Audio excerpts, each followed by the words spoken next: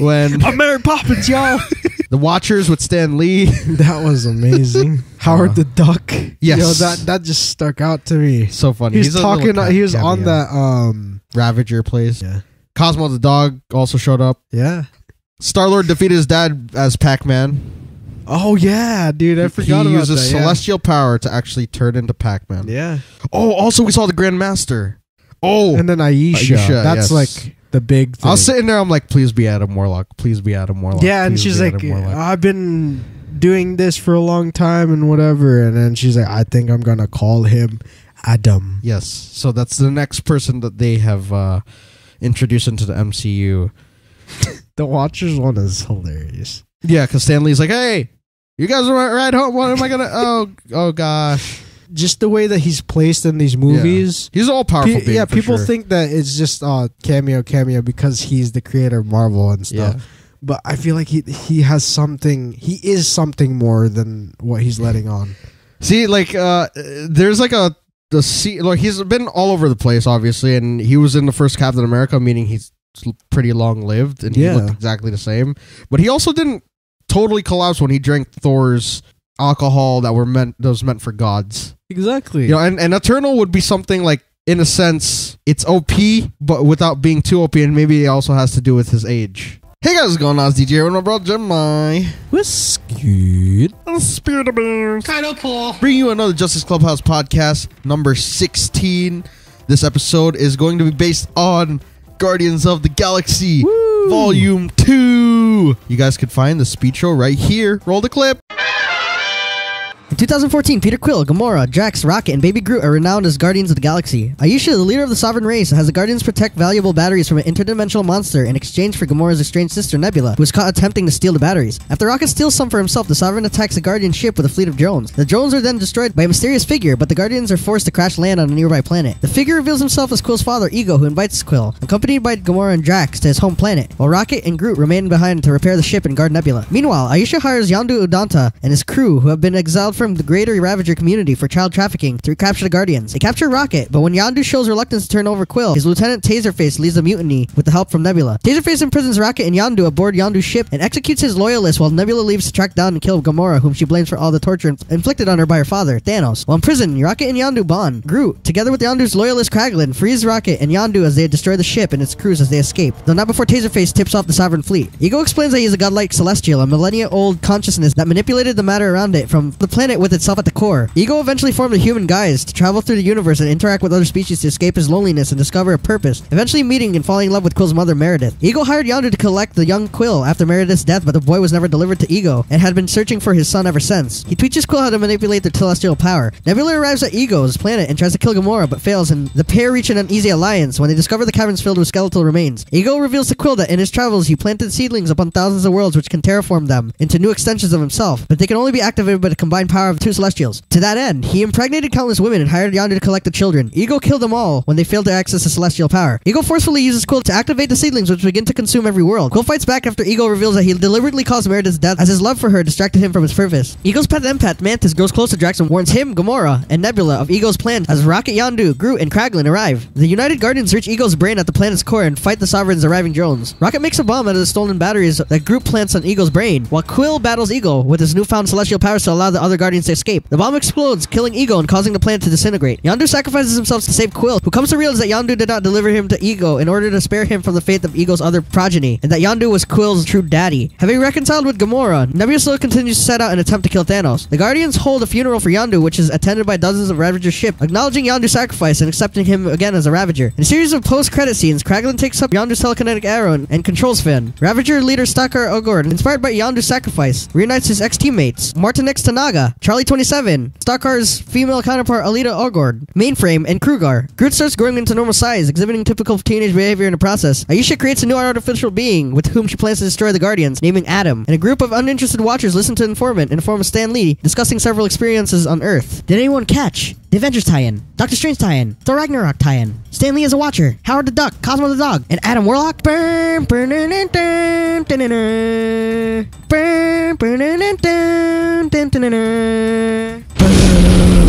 What's up, Pants? I'm Mary Poppins, y'all. that thing stuck with me. That is the greatest thing. Yeah. either that or the Baby Groot. yes. Yeah.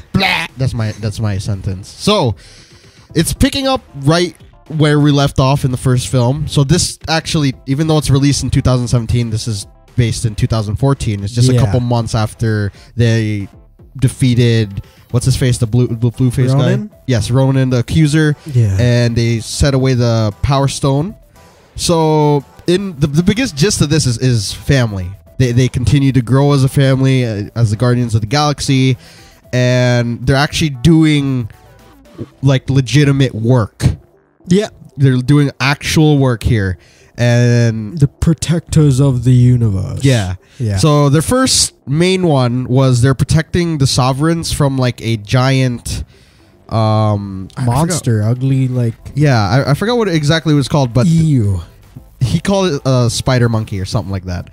And it shoots out like cosmic rainbow rays. Yeah. I think. And it like disintegrates. Like so they dealt with that thing and it was disgusting. You had like Baby Groot.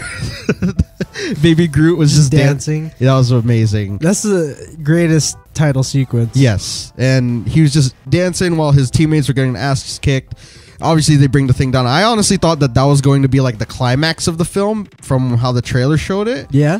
But I'm glad that it was just like a beginning thing. True. Like, it was still like a pretty dire situation. Yeah, but it was still it was pretty comedic and pretty action packed. Yeah.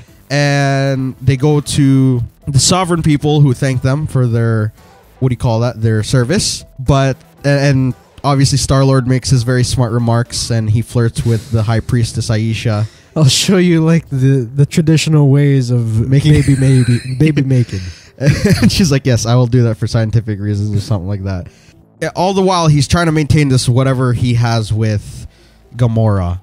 Mm-hmm. And I feel, what did he say? It was like an unspoken thing between them. And this is kind of where it goes off the rails here. When they're leaving, who steals what? Rocket. He steals what he calls batteries. Yes. He stole them, and that was a big no-no because the sovereign people rushed at them pretty quickly. Yeah. But it's so fun. Okay, that's like one of the funniest things. We're just going to be pointing out some of our favorite parts, but here, when the sovereigns were surrounding the Guardians in their ship, they were not in the ships themselves. They were manning them from their planet. Yeah, it's like they're playing arcade games. I mean, that's pretty smart. But yeah. That's hilarious. Like the scene playing out. It was just the whole way through, and they obviously have to crash land. I think they grabbed I forgot to mention that they grabbed Nebula from the sovereign people, so that was their payment for getting rid of that giant monster. Yeah, and they crash land on some planet I think called Berhurt. Okay. And then the story kind of like picks up like right there. We meet Starlord's father who saved them from the Sovereign fleet. That was kind of crazy. He was like riding on top of the... and he waved. He was like, hello. Did he have a helmet on or no? It was just Nah, because we figure out later that he's a Celestial. So but I'm saying that he didn't have anything on. He looked like a space dude. Yeah. From he's a 1-inch dude. 1-inch man. He saved our lives. And... he's trying to convince them that he's Peter's father while Rocket tries to repair the ship and everything. So what they do is they divide. Starlord, Gamora, and Drax. They go to Planet Ego with Mantis and Ego, obviously. And back at the ship, Rocket's repairing it. Well, Groot's there also, and they're watching over Nebula. And then, like you said, he reveals himself to be a Celestial after he brings them to their planet. And... he starts teaching Peter how to use celestial power because he was able to use it. And what was the first thing they did? Play catch. That was such an awesome thing to see. It's like a normalcy brought into this world that's just filled with all things science fiction and aliens and all that stuff, like surreal looking things. And you just see a father and son like just trying to get to know each other. And Ego... before this, he was like kind of showing them the history. Like he's been alive for millions and millions of years, and he's one of those from a cell. Yes, and he used like an actual brain. Yeah, and then he created matter out of Nothing. See, that's what's crazy. You see, like remember in the first one, that was a celestial. Which? That giant thing that had the power stone in the middle of its. Oh, yeah. That's essentially what Ego is, and while they're trying to get to know him, Gamora has her reservations and her doubts about what Ego's real plan is, and Mantis was trying to let Drax know, but this dude's like a freaking ha. You are ugly. He's too busy insulting her. Well, that's happening. You got Rocket, Groot, and Nebula back at Berhurt, and the Ravagers who were sent by the Sovereigns to retrieve. Give the team.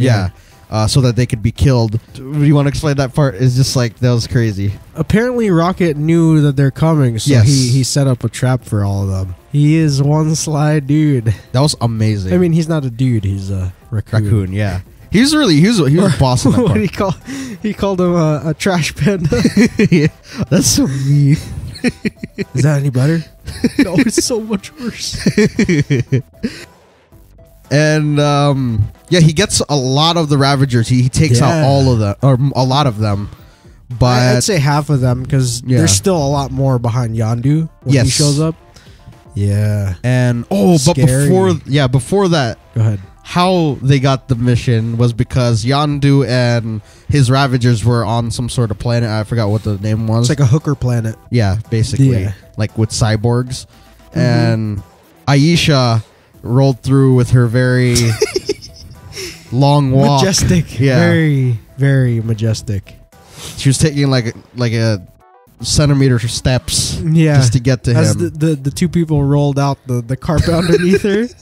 Dude, this is so awkward. There's so many awesome... Yeah, they're awkward, but it's funny moments that they put in this movie. And that's where they get the mission. But before that, he argues with Stakar Ogord, who is the half of Starhawk. Stakar. And he was with his wife, Alita, or his counterpart, Alita. His female counterpart, Alita. Yeah. And I think Mantix was the other one, played by Michael Rosenbaum. And I think Manitrex or something like that. I thought it was Mantix. Martinix. Okay. Yeah. And I think, did we see Kruger there, or he was at the end? No, we saw another like bigger, darker dude. Oh, so that's Charlie 27. Yeah. And they're all part of his like little Ravager group, or his little team, but they all kind of separated and were like, they became captains of their own clan. Yeah. And Yondu, his backstory with them is that he kind of betrayed them by delivering, or he was trafficking children. Yeah. But that's like part of the bigger story as to why he was doing sense, that. Yeah. And what he wanted to do is, when he found Rocket, obviously they ended up outnumbering him, and Yondu didn't want to turn in the Guardians. Yeah. He just wanted to... Like, he didn't want them to be killed, because you already know going into it that he cares about Peter, so that's obviously the reason, but everyone else thought that he was trying to gyp them, so I think a mutiny was led by... Taserface. I am Taserface! The ugliest son of a gun there. And before they even get to, like, killing each other, what happens? Nebula. Yes. She breaks free from Groot. And, he's still a kid, you know. Baby Groot doesn't know better. Yeah. So she shoots off his fin. Yeah. And then I guess she has her way with taking them as prisoners. Yeah. That scene was so funny. I feel so bad for Baby Groot. So they're on the Ravager ship. Yes. Yeah. And they're trying to figure a way out, because they start killing the people one by one that are on Yondu's side. Yeah. And Nebula, she was like kind of just there.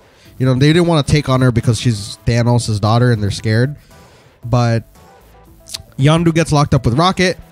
Groot helps them get out with very hilarious fashion, though. Yeah. He got suited up by Taylor, and he got like humiliated. Yeah, that was such a sad part. That was so sad. Especially with the way he was walking out after it was all done. He's dragging his clothes with him. That was like the longest 2 seconds ever. Yeah. Just him walking. It's like a walk of shame. Yeah. And yeah, he starts grabbing. Yondu's looking for his fin that controls his arrows, and Groot just brings all the wrong things. He even brought a desk. He brought a damn desk. But who helps him? Forgot his Kraglin. name. Yeah, Kraglin. There you go. A little trivia for you there. Kraglin portrays both, or is portrayed by Sean Gunn, who's James Gunn's brother, and he also does the motion cap for Rocket Raccoon. That's so dope. It's pretty cool that he's. I like that they gave him a bigger part, because in the first one he was more of like Yondu's right hand, and he didn't really speak much, and he sounded like stupid. But here he's still stupid, sort of, but he had a bigger heart, and he had a bigger part to play in this whole entire story. And he helps him break out, and that was the most epic thing. Like, you just see bodies dropping everywhere because of his like little arrow. I can't whistle. Yeah, that team up was dope. Yeah, Rocket. Dude, I didn't expect Rocket to be like that. Like, it's because the first one, they didn't really let him do too much. This movie really shows how OP these characters are on their own. They could hang with the Avengers easily. Because how many people did Yondu drop? Yondu's like, for me on the list, he's up there. Yeah. Just with the arrow. The arrow moves at like sonic speed. You see that? It was like crazy. Yeah, I like the outline too that he traces every time. There's like dope. He dropped like maybe 100 people at least during that slow-mo scene. Yeah. And Rocket also dropped a few. Groot dropped one guy that was the guy that kicked him. Yeah. And stomped on him too. Yeah, that was so mean. Yeah. And then he got what he, asked for. I am Groot. Then you gotta be, I am Groot. Yeah, that's right. And they escape. Yeah. The front of the Ravager ship. The Ravager ship got big. It was huge. Yeah. And it broke off. It looked like a modem, basically, like snapping in half. And then they go to find the rest of the Guardians. Yeah. And they also left Taserface. Yes, who blew up. He's like, as per one request, he's talking to Ayesha. He's like, Ayesha's it was Ayesha's like assistant or something. Yeah, he's like, make sure you let them know that it was Taserface's dealings. And then she started laughing hysterically. Just can't take him seriously. He's like, oh, come on. Well, I feel like we haven't seen the last of Taserface, even though that's the last that we've seen of him in this movie. And so before all that happened with them getting out of their predicament, Nebula was released with one of the ships. Yeah. And he finds Gamora, who's like sitting in the middle of like... She. Did I say he? Yeah. Sorry. Nebula finds Gamora sitting in the middle of Ego's planet, like in a desert part, after she argued with Peter because, they're kind of sketch. Yeah. What happens? She goes psycho. Yes. She's like, pretty much. I'm gonna win. It's just sibling rivalry at its finest and at its most chaotic. Yeah. So they fight like all over the planet, and Gamora still beat her ass, even though she had just herself against versus a damn ship. A ship. Yeah. And she's strong, yo. I realized. Gun. Yeah, I realized how strong she is, yo. Holding up a ship's Gatling gun. That was impressive, and also the part where she was holding Drax while she was holding onto the plane while he was going at that too. Yeah, from earlier. For some reason, they like doing the one arm. What do you call that? The cap scene. Yeah, but what is that? Helicopter.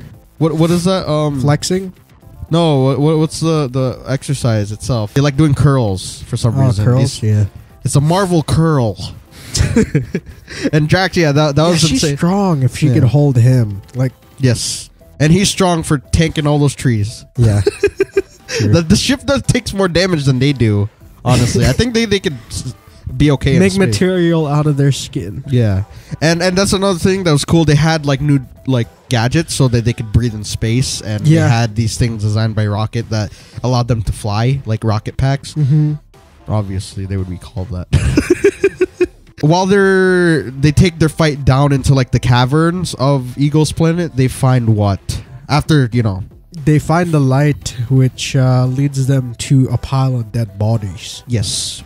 And I guess you guys can already tell, those are the bodies of all the children that Ego had brought to, or not, Yondu. That were brought, Yondu brought to him. He so that's why those children, and those were Ego's children. Yes. And this dude's all over the place. Yeah, they're used as like a power source. Talk about banging anything. Yeah. He banged a lamp. Dude, that reminds me like how Zeus was. You know? Yes, exactly. Yes. The god of everything. Yeah. That's a good almost analogy. 100 people. Yeah. And then that one person, Starlord is Perseus or Hercules. Or Hercules, yeah, there you go. That's amazing. So that's where we learn Starlord is half a celestial. Yeah. And he's just like, he's powerful, so his daddy kind of shows him what came to be and what his plan is, and his plan was to become the universe. Yeah. To become everything. Yeah. Because he placed devices, like it had the flashback at the very beginning there of the film where it showed Starlord, it showed Ego with Meredith Quill, and they were about to have Peter. Yeah. And he showed her like a plant, which was actually, it wasn't really a plant, it was a terraforming device. Yeah. So that it would eat the earth and then feed into the celestial energy that runs this planet. So he just wants to be more powerful. And that's scary. He showed, what's his name? Starlord Eternity. Yeah. He showed him, he actually bestowed the vision of eternity in his head, and you see his eyes change. Yes. And the team are rushing to get to him, and Mantis and Drax shared a really funny moment where she's trying to tell him the truth, or she did tell him, and Gamora nearly killed her and made her feel, she's an empath, so she was able to change everybody's emotions, which is super funny. And Drax kept insulting her. He was puking because he didn't even want to think about getting physical with her. So that's also funny too. We kind of skipped that over when they first met on Ego's ship. Yeah. He's like, oh, you have feelings. Intimate for her. Yeah, and the Drax is like, don't. She just told your deepest, darkest secrets. Oh, do me. And she also saw his pain too, when they had another conversation of him losing his daughter and his wife. This group is amazing. They're so different. Yeah, exactly. That's what makes it really, really cool. And what Ego needed was to siphon the power through Peter. Yeah. And basically complete his plan, because his plan because they needs to be two Celestials in order to carry out what he wants to do. So Peter was kind of he snapped out of it for a second he just snapped out of it because his father said that he put a tumor in his mother, so he essentially killed his mother. Mm-hmm. And before he could do anything, he started the process of powering up the planet and feeding more into it's funny how it's called the light, yet it's being used for evil. Yeah, I don't want to make a, what do you call it, because it's DC, but the light, the one that Vandal Savage, no, he doesn't own. What the heck? Yeah, he's like the head. The head, there you go. I was about to and so it's like an oxymoron. Yeah. And that's where everything goes crazy. The team tries to get to him, then Yondu, Rocket, and Kraglin and Groot, they make it to the planet, and they leave Kraglin up there while everyone else... they crash straight into Ego. Yeah. And perfect timing. Everyone's trying to fight him, and it was kind of crazy because Peter used his celestial powers to... Oh, no, he shot his father first with his blasters. But then he ended up just using it. Yeah, because the thing is how Ego's powers worked, and we totally guessed this way back in the summer. We knew that planet Ego was going to show up somewhere somehow. Yeah. But it was interesting that he was in a form of an avatar. Yeah. But they still got to show it. Yes. You actually see the planet Kurt Russell's face. Yeah, exactly. That's so sick. That's the only thing we wanted to see. Yeah. As far as Ego. And it did actually, it was the whole story, basically. And so the Guardians fight him.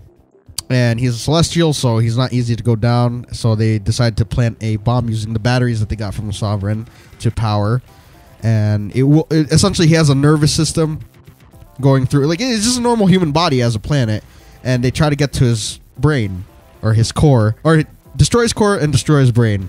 But the only person that was big enough to fit through the whole... Enough. Yes, was... Groot. I am Groot! After hilarity, him. That was so funny, when he's asking around for tape. Anybody got tape? He's did you ask Nebula? Yeah, I asked Yondu and she was right next to him. I told you you're lying. I knew it. It's if anyone's going to have tape, it's you. That's what I'm saying. I do everything. And while they're arguing, Groot already ran with the little bomb. Yeah. And I am Groot. it's all in the hands of Baby Groot. Yeah. To destroy the planet while everyone tries to hold him up. So that same time, the Sovereign came in. Yes. There's just like hell on all sides. Yes. But Yondu, it's funny. He liked doing that. Like, he shocked the hell out of Nebula. Yeah. He used Nebula as like a conductor. Yeah. To power these like little like balls, like explosive balls that had lasers on them. Yeah. And it's crazy because Rocket configured it to like go on every part of like the pods. Yeah. Or the pod itself. Yeah. And they fired lasers all over the place. It was amazing. That was sick. But that was the same laser they also used to like drill down to the middle of Ego and also to try to destroy his core, but it was too thick. So getting back, the Quill, Peter, he sends Gamora and Nebula and Drax and Mantis to safety.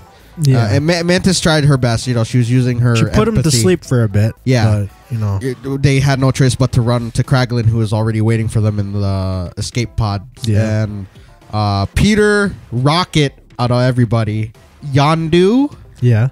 And those three? Yeah. While Groot was just running amok. Yeah, he's trying to find the center. He's like, what? And the three try to hold off. What's his name? That was crazy. Now it makes sense as to why Rocket stayed there. It's because Groot was there. So that makes sense. And it all came down to Peter because Yondu, he's celestial and he was the only being in there that could take on that was his sick. father. He could fly. Yes, he uses celestial abilities to basically wreck his father. Yeah. And they did it Super Saiyan style. You see, yeah. If they could do this, they could do it Dragon Ball Z. They totally could. Like, just the sceneries sick. and everything that they did, like the sets that they were able to create. Dude, imagine if they do like the dynamic. Yeah. Imagine just like them crashing down. Yeah. Because they were doing the way Starlord looked fighting his father was like it was like a Super Saiyan battle. Yeah, that was sick. He was like whoosh, whoosh, whoosh, and they're fighting each other like fast speeds and he was using his celestial abilities to create like rock armor. Yeah. And he was actually beating the shiz out of his dad. And Baby Groot found the little hot in the brain. But not before that really scary part where Ego was also concentrating. Oh, that's another reason why he was getting all like that, washed out, because he was concentrating his energy and keeping everybody there. Yeah. So like he nearly drowned Drax in quicksand. He nearly killed Nebula and Gamora trying to get out of there. Yeah. And then the ship too was also eating the damn ship that Kraglin was in, and that almost crushed Drax. Yeah. And then you have Yondu and Rocket getting buried. Also, Baby Groot, who cried because he got buried. That was sad. He's like, and Peter just had enough, so he just like jacked his old dad up, and he was left there. He sent everybody to go, except for Yondu. Yeah. And he left Yondu a jetpack and a space armor. Yes, so they could breathe. But only one of each. So it was either going to be him or Peter who got out of there alive. Yeah, and that was like the scene. I'm like, yo, why don't you just go? Peter, he can handle himself. Yeah. But then I realized as he killed his father, the light was lost. Yes, that's what he was saying. He's like, if you're going to kill me, you're not going to be like a celestial anymore. Yeah, exactly. And Star-Lord's like, what do you say? What does it even matter? Yeah. Something like that. No, he's like, what's wrong with that? Oh, what's wrong with that? Yeah. There you go. And before that, this almost like he almost terraformed the Earth. He almost terraformed all these planets that he visited and nailed women on. Star-Lord wasn't having it. So he defeated his father and Groot. You killed Martha. I mean, my mother. Yeah. Groot, what do you call that? He set off the explosive and Yondu saved Star-Lord at the last second. But the sadness hit because what happened? There's only space for one. Yes. So Yondu had the jetpack, but he put the spacesuit on Peter. See, that's the only thing I don't understand. If the spacesuit's supposed to conform to or form into whatever shape it takes, why couldn't it do both? Yeah. Why couldn't they hug each other and then turn it on? I feel like it That was a cool story. Cool story, but like in a deeper sense, I feel like it has that type of technology where it tracks the actual body. Yeah. You know, I could tell which person is which. Yeah. Man, that sucked though. But at least Yondu went out the way he wanted to. Like he had a talk with Rocket earlier on where he said that him and Rocket are essentially the same. Yeah. Because he was sold into trafficking and he was never treated right by his parents or anybody that came across him. Yeah. Until he met Peter. So he didn't want to do the same thing. Peter was the one child that he saved from Ego. Yeah. And that's kind of like the whole thing. Like Yondu's actually like the secret father that Peter wished he had and he didn't realize he did have. And you could probably tell that he died. Yondu died on the way up. Yeah. And Peter was, devastated because he couldn't do anything. He couldn't touch him or anything. I mean, he was holding on to him, but he wanted to share his. Yeah, that was also a good story moment that little device couldn't come off of him. Yeah. When he's trying to let go of it. Yeah. And Yondu, he deaded and he froze, but at least he went out like a hero. So they hold a Ravager's funeral for him, and surprisingly, Stakhar's team and all the other Ravagers, they kind of they gave him his an extravagant burial. Yeah. And they burned, the body was burned, but he went out in a rainbow. Yeah. Like his ashes. And then the Ravager ships were shooting different colors, and it was fireworks, an amazing thing. It was amazing. Yeah. And then the rest of the Guardians were looking on, and Drax was he was still being as literal as you can be. He was saying to Mantis, "You're beautiful on the inside." And yeah, it's pretty much a happy-ish or bittersweet ending there. Yeah. Yeah, I think that's it. Did we really go through that already? Yeah.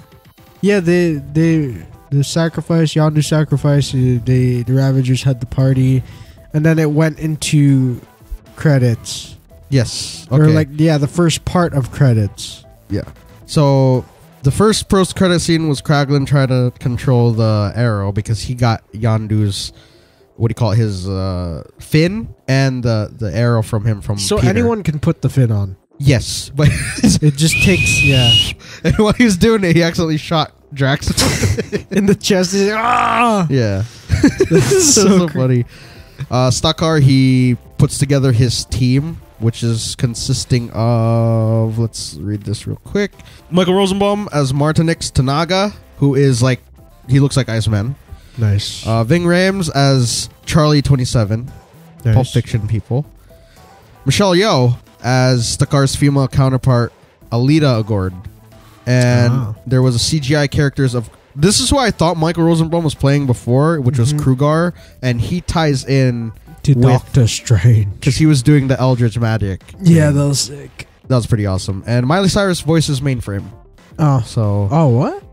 Yeah, the little thing. That was freaking awesome. Nice. And it's going to be interesting to see Stallone play a bigger part in the MCU because he's 70 now, but he looks awesome still. So I know that, they formed together, him Starhawk, and his wife, to Starhawk. Yeah. Do you think it'll be a different character or not? They're going to have Stallone? Probably. Yeah, right? Either that or Stallone will have a helmet that you can't see.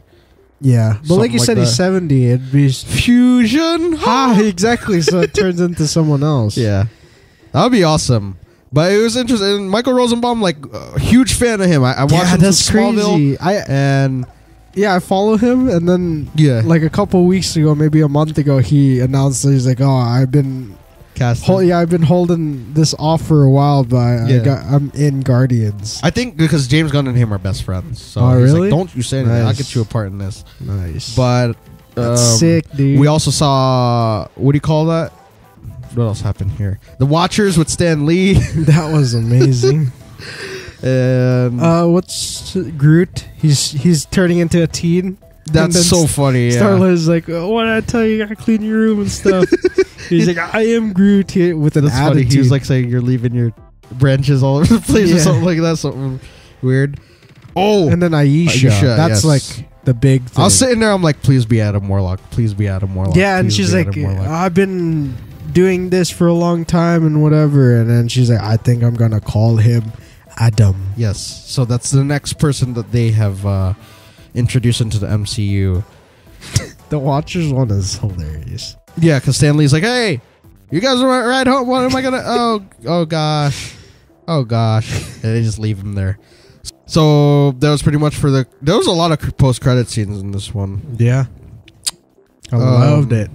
Let's get into the Easter eggs, I guess. Yeah.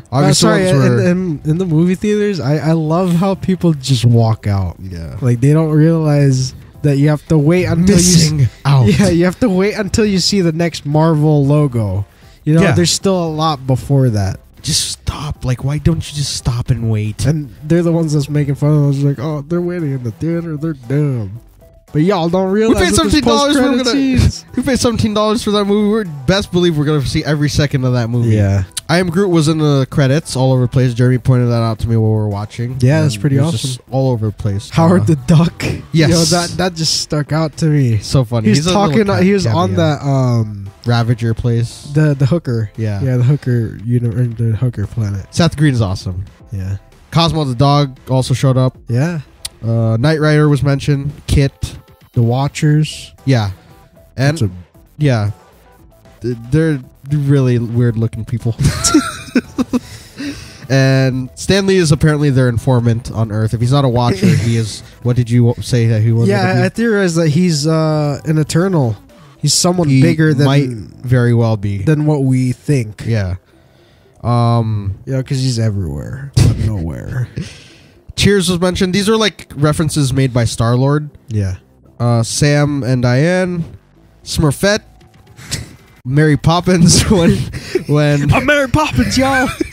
Because to put some context to that, when the ship blew up, Yondu was falling with Starlord, and Starlord has his rocket pack, and Yondu used his arrow to lower himself down. Yeah, and he looked like Mary Poppins. I'm Mary Poppins, y'all.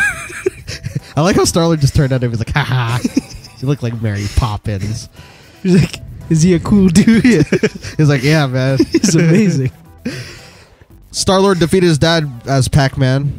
Oh, yeah, dude. I forgot about that. He uses celestial power to actually turn into Pac-Man. Yeah. He said that he was going to build Skeletor and Heather Locklear. Nice.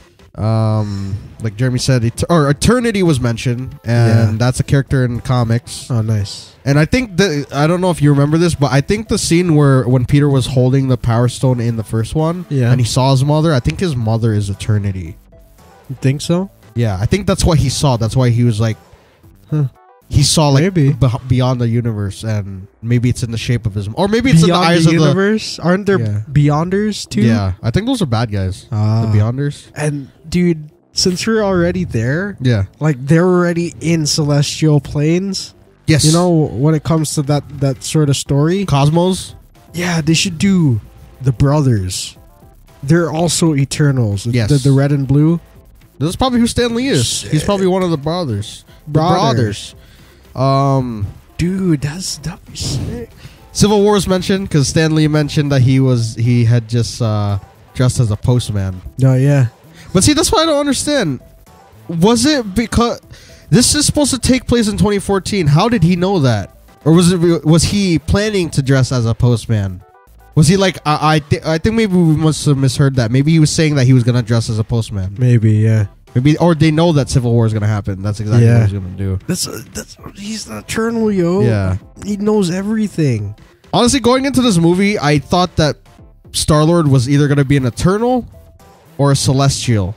Yeah. I mean, Jeremy, we're having that conversation before we watched this, and kind of sort of glad that he's a Celestial, but it would have been cool to have him as an Eternal because that would have put him in the same boat as Thanos. I know that's a categorization of a character, like Eternal and Celestial, but he's technically kind of both because with that celestial power, he is eternal. Like he won't die, but there's what do you call that? Like in a different sense, not being labeled as an eternal. Yeah, they're immortal beings that are just. There you go. Oh, also we saw the Grand Master. Oh yeah. In this, what do you call it? So there's like a Thor Ragnarok reference. Any other Easter eggs? The Ravagers. Yeah, Starhawk. Yes, and for people who don't know that happens. His team is the original Guardians of the Galaxy in the comics. Nice. So it's kind of cool to see that they kind of paid the homage to their team. And they're apparently going to be in a future film. So like we're going to have different iteration of the team after Guardians Volume 3 drops, which is going to be sometime in like 2019. So they're not going to be like incorporated in the story, you know? What do you mean? Like I think they passed the torch on. Oh, okay. And so I was like about to say maybe they have like a little side story. Maybe they work together. Into the next like plot. Maybe it goes. They become the Guardians of the Galaxy, and then they become the Guardians of the Universe. Yeah.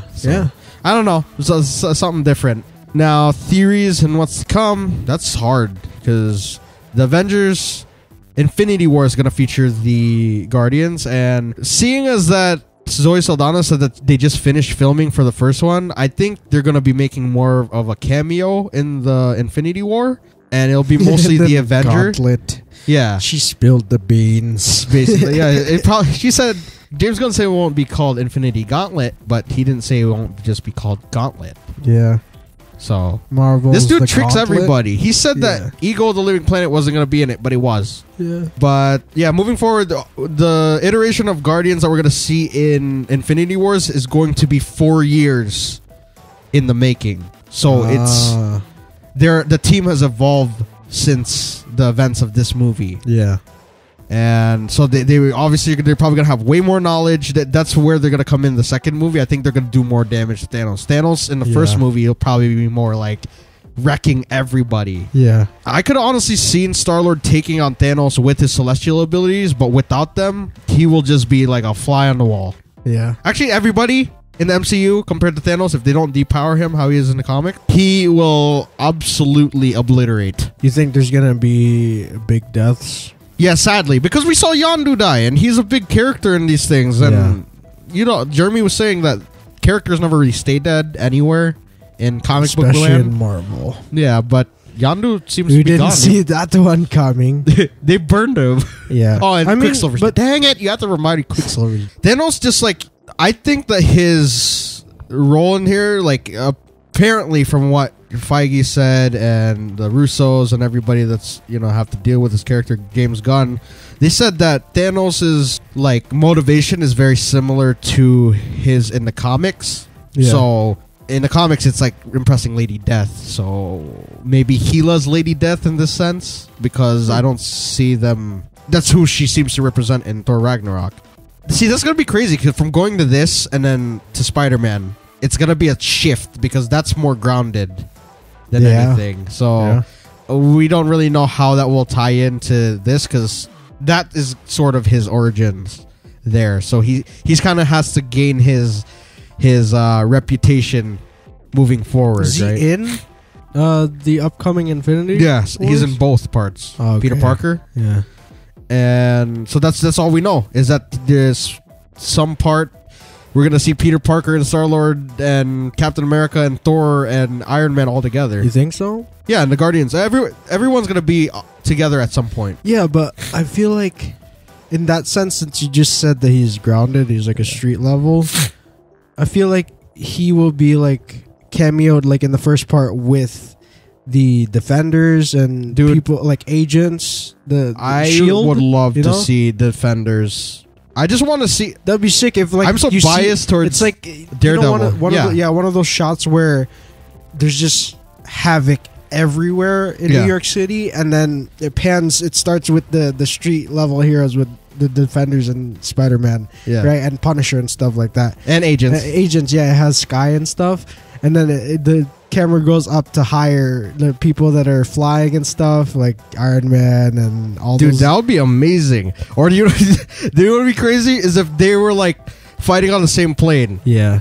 The Avengers are fighting in the mirror dimension and then they're fighting there. So it's like be sick too. It's like back and forth. Yeah. Like they just switch back and forth. Aren't we also looking forward to Captain Marvel? Is that before or after? Captain Marvel's before. Is she gonna be after Infinity Wars? Is she gonna be in? I think she's gonna be in the second one. Okay. And while we're talking about or what we had to mention Adam Warlock, I would like to nominate Tom Welling for Adam Warlock. I would like him to play Adam Warlock in Magus. That'd be sick. And it's also like a tie to their old DC lives. Yes. Where rivalry. Yeah, like rivalry, but the other way around, where Tom Welling is villain and a good guy. Yeah. And also just very conflicted. Yeah. But because he could play like that emotionally, because Adam Warlock, he's so OP, but he's just emotional. But we've been talking about that Defender agent shot. Like, we just want to see that happen. Yeah. It's just like a little cameo, like 50 seconds, just everyone kicking ass. At least a minute. At least. Yeah. A minute. I don't actually, to be honest, I'd rather just see Daredevil kicking ass. But that's no, the whole all the defenders, but mostly Daredevil and like the Daredevil and Spider-Man. Whoa. Yeah. I think we're gonna get the Iron Spider suit in those movies. Maybe, yeah. Yes. Oh, Stan Lee, I want him to be an Eternal. Yeah, I want him to reveal himself. I know he's just cameoing, but just the way that he's placed in these movies, he's all powerful. People think that it's just cameo because he's the creator of Marvel and stuff. Yeah. But I feel like he has something. He is something more than what he's letting on. See, like there's like he's been all over the place, obviously, and he was in the first Captain America, meaning he's pretty long lived, and he looked exactly the same. But he also didn't totally collapse when he drank Thor's alcohol that was meant for gods. Exactly. You know, and Eternal would be something like, in a sense, it's OP, but without being too OP, and maybe it also has to do with his age. Exactly. And Eagle was like alive for millions of years. How the hell did he get on the Watcher's planet? Well, apparently they brought him he freaking took a ride there. How could he stay there, you know? Oh, yeah, the space thing. I know, but still, just he's got to be more than just a regular person. That's all I got to say. Yeah. And he's in the truck. What's cool is that he filmed his cameos all the way through for the next like couple of years. Nice. So we're going to be getting more Stan Lee, and that's really awesome. Yes. That he's going to be living through these movies. And, you know, he's going to live forever. How would you feel if he defeated Thanos? Dude, that's what I'm saying. Not like, but I'm saying he actually uppercuts him. Not like he doesn't use his magic. No, he does like the last. Like at the Squirrel Girl scene. Yeah, he's dressed in Squirrel Girl garb, and he hits him. That would be the greatest thing. Yeah, I would love to see that. So there's Squirrel Man. Yeah. You forced me to do this. No, it says Excelsior. It says Squirrel. He's just called Stan the Man. Stan the Man, yeah. Yeah. Or he looks like the thing in the Lego games where like he has a Hulkbuster. He can do the Daredevil grappling hooks. Yeah. He can speed around like Quicksilver. And he also has Cap's shield. And he has Thor's hammer. And Hawkeye. He's also got Hawkeye's arrow. And he has Tony's repulsors and everything. That'd be awesome. Everything, yeah. That would be a little much, but that would still be awesome. I know this would be way too much, but what if the 6 people that were given the stones or like that were tied to the stones, they go together and then they become Stan Lee. The Captain Planet. Exactly. The Captain Gauntlet or Captain Infinity Stone. Each person holds their Infinity. Yeah, yo. I don't know where we're going with this. This is crazy. The greatest Stan Lee theory. See, like it's like a change of pace going from this to like Civil War last year. Then it went to Doctor Strange, which totally changed the game, just like Ant-Man did the year before. Yeah, and you got this that's just craziness, and then you have Spider-Man that's gonna kind of go back to the grounded thing, and then you got Thor Ragnarok going crazy. So this is really cool. But I guess friends from work. I think we're gonna like very quickly just like give our rating for not only this but for Doctor Strange. You guys already know what happened there, and we didn't get to review it because time crunch. But now we're just gonna do it real quick. Film was amazing. Yeah, and Krugar was here, so he is probably gonna combine forces with him at some point. Yeah, every Marvel movie steps it up every time. Yes. So for me, it was, of course, Doctor Strange because it took the Marvel story to a whole new level. Yes. And then this one just brought it up, another notch. Yes. So, is amazing, amazing movie. What do you call it? Winter Soldier is my favorite. Sorry. Yeah. Rating for Doctor Strange, I'm gonna just give it 10 sling rings out of 10. I will second that. That's a good one. I'm gonna second that. I like it. And this movie, our rating is... I'm gonna give this 10 Yondu Poppins out of 10. Yondu Poppins, nice. I give this 10 Infinity Stones, even though I know they're only 6 out of 10. They're only 6, right? Yeah, you can do 6 out of 6, yo. Oh, I could have just perfect score. I don't know why I did. Do 6 Infinity Stones out of 6. That was really, or 10 out of 10. Groot. Everything about this movie was fun. Yeah. Action-packed. Really, really good. Yeah, it's fun, action-packed, and it still tells a very good story. Yes. And it also relates to, comics, but in their own way. Pacing was sort of weird, just a little bit for me, but it was good. Yeah. Where it really, that was really kind of a surprise with Ego. Yeah. We kind of knew it was coming, but it's still a surprise. Oh, Taserface, he's going to come back. Yeah. In the comics, he's a cyborg, so he's definitely not dead yet. Yeah. Because he's just an ugly-ass Ravager. Then he could probably call himself Taserface. Yeah, because he actually does have lasers. Yeah, maybe when he gets rebuilt. Yeah. And then Rocket comes. He'll be like, oh, crap. It now makes sense. Oh, what do you think about this, Bears? Oh my god, it's so good. You see it? Fire! Okay, the next episode, man, it can't get here soon enough. Whoa. Nice. Yes. Nice. Amazing. What cute. Hashtag for this movie. Hashtag Guardians. Poppins. King. Nice. That was good. So, hashtag Guardians. Poppins. King. We dedicate this video to Yondu. Hashtag Yondu Poppins as well. Yes. That would be amazing. Whoever comments that is a boss. Please get this. That would be our a secret hashtag. Yeah, secret hashtag Yondu Poppins. Final thoughts about this movie. It was amazing. Jeremy and I saw it on a very rainy day today, and everyone in the up our day.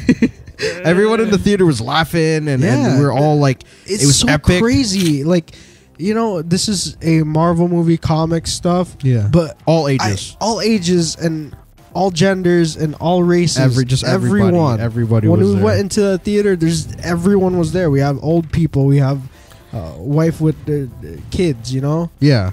Everybody, families. And you got us, two comic nerds.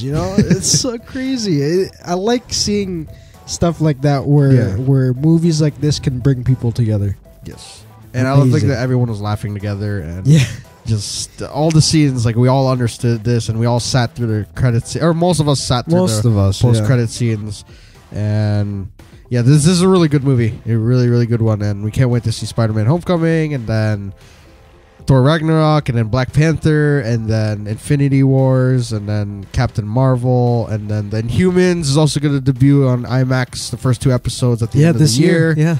And we can't wait to see the Defenders, season 2 of Jessica Jones, season 3 of Daredevil, season 5 of... Oh, go ahead. What do you call that? Of Luke Cage. Iron Fist. Yes. And Agents as well. Crossing our fingers for Agents. Yeah, really hoping. Please just move that to a freaking Wednesday, though, because we're going to get bombarded. It wasn't confirmed, but people were speculating, and they got rumors. No, rumors of Agents. I know, but new season. Are you sure that Inhumans is going to be on a Tuesday? Yeah, it's everywhere. They said what time? No, just said catch Inhumans on Tuesdays on ABC. Yeah, could you not maybe? Could you put it on a Wednesday? Because we already watched Tuesdays Flash is kind of death for us because we have right now at the moment 3 shows. If they add another one, that's going to be too hectic. You know what? It would be even better is if they put Arrow at a later time slot and put Legends in front of it, or vice versa on Wednesdays. Yeah, because there's too many shows. You can't bombard us with this many. Trying to do these podcasts and do everything else and work. I know these 2 and put everything together and all this and what. And I also hope that it's not Marvel's trying to compete with DC on the TV side, You guys are already killing it on the yeah, exactly. But I'm just saying, universe. I hope it's not like that, Yeah. Because there's always those higher ups that Marvel can't really do anything about, where they want to compete, they want to kill the competition. Yeah. I hope it's not like that, where they put 2 shows on Tuesdays just to to fight for time slots and see who gets more viewers. Please don't do that. We love our Flash. Yeah. And if we love everything. If anything, if you guys are going to do Inhumans on Tuesdays, move Agents to Mondays. Yes, that would be a good thing too. If not, you're Wednesdays, like another day, so it doesn't overcrowd the shows. Do you kind of get this? You're also... We love the spirit of Bears, but we would also love if the full spirit of Bears is on this, but he can't always be here, so the spirit has to be in his place because of all the stuff you're throwing at us. Exactly. So there's too many things happening. Yeah. Give us a little bit of space to breathe, because, you know, we finish Flash, and then we rest for like 2 seconds, and then Agents comes on, and we rest for 2 seconds, and then Legends comes on, and then it's just like, put it separately. Yeah. There's time for everyone. An hour of television at night time is pretty good. You're not like 2 or 3. But yeah, getting back to this is an excellent, you know, movie. Yes. Gets all the thumbs up that you can give it. And the Easter eggs and this everything. This was Quilliant. Yes. Can't wait to see Volume 3 and Infinity Wars. Quilliant. Because his last name is Quill. It's brilliant. Okay. Bye. I'm gone. He left. So that being said, you guys, go leave a comment down below what you thought about the movie and leave your theories of what's to come in the MCU. Come over to my channel where we figure out exactly how to make your own Philosopher's Stone. We don't actually know how, but we do have Agents of S.H.I.E.L.D. videos, so that's kind of cool, right? It's something. It's a good, just come check me out, please. Be sure to check out our Creators Code as well as social links down below. Thank you guys for watching this episode 16 of Justice Clubhouse Podcast, Marvel Edition. Yes. Hopefully there's more to come. We will have a giant roundup of the second season of Daredevil, which we have already recorded. First season of Jessica Jones. Yes. Luke Cage as well. Yes. And Iron Fist. So the 3 will be combined, and Daredevil will kind of be in the beginning of the whole thing. Yeah. Just so that we can lead up into it'll probably be a separate. Okay. You know? Because Daredevil was a big talk. Yeah. And so, yeah, we'll see. We're going to be putting that up before Defenders comes out on August 18th, I believe. Yeah. So we got a lot to be gearing up for. So thank you guys for supporting us, and we'll see you in the next one. Bye. Bah! I'm Aaron Poppins, yo. That's the greatest thing ever.